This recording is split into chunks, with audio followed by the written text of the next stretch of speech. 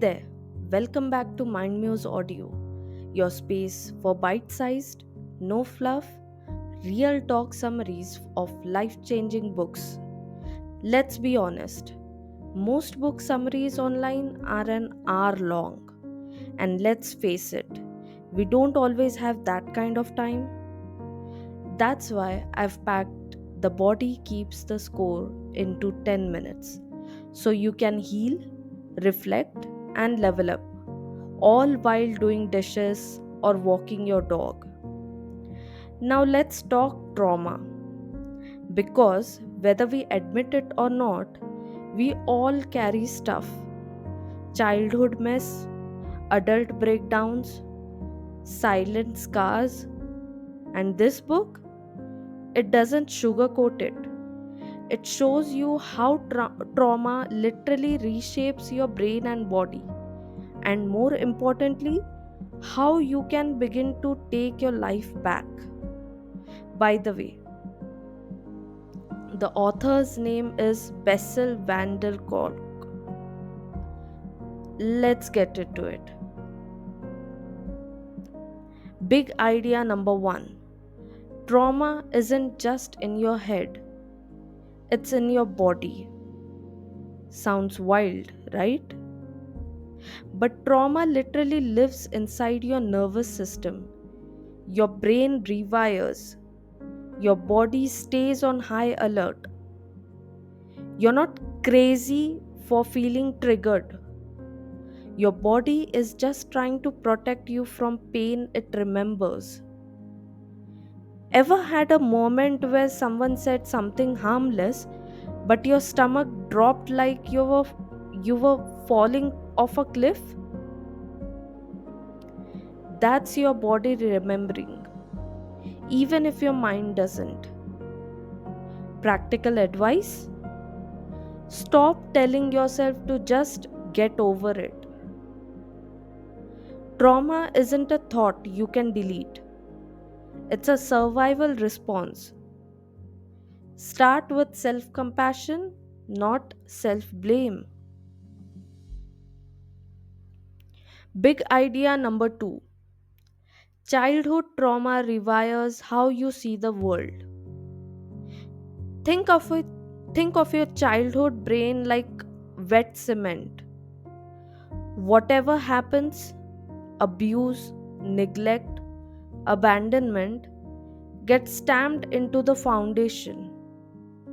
You grow up, but your nervous system still thinks you're in a survival mode.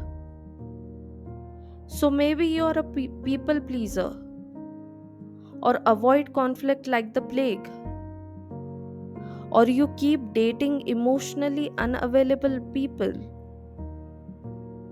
Sound familiar? That's not you being broken. That's early trauma driving your adult choices. Practical advice: therapy, journaling, inner child work. So ask yourself, is this reaction from today or from back then? Big idea number three: talking alone doesn't heal trauma, the body must be involved. This part blew my mind. You could talk about your trauma for years, but unless your body feels safe again, healing won't stick. Bessel says things like yoga, EMDR, somatic therapy, and even dance can do what talk therapy alone can't. Example: a veteran with PTSD couldn't function until he started martial arts. His body relearned safety through movement, not words. So ask yourself, what's one thing you can do this week to connect with your body? A slow walk? Deep breathing? Stretching with music on? Start there. Big idea number 4. Trauma isolates you, healing reconnects you. One of trauma's biggest lies is no one will ever understand you. So we isolate, we numb, we push people away before they get too close. But healing isn't meant to be done in silence, it's meant to be done in connection.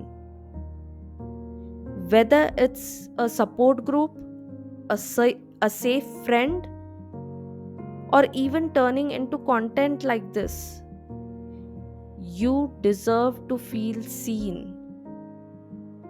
You're not alone. And hey, sometimes healing looks like crying in the shower. That's okay too.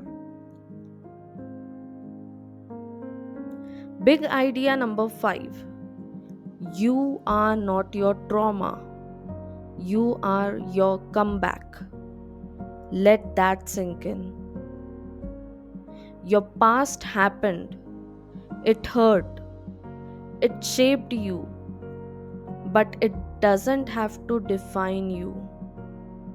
The brain is plastic. The body can learn safety again. You're not stuck. You're still here, listening, reflecting, growing. And that's power. This book doesn't give you a 5-step fix or tell you to just be positive. It tells the truth. Trauma changes us, but healing is 100% possible. And you don't have to do it alone. If this hit home, drop your favorite takeaway in the comments. I'd love to know what resonated with you. And if you found this helpful, please consider liking, subscribing, and sharing it with someone who might need it. Until next time, be kind to your body. It's been trying to protect you all along.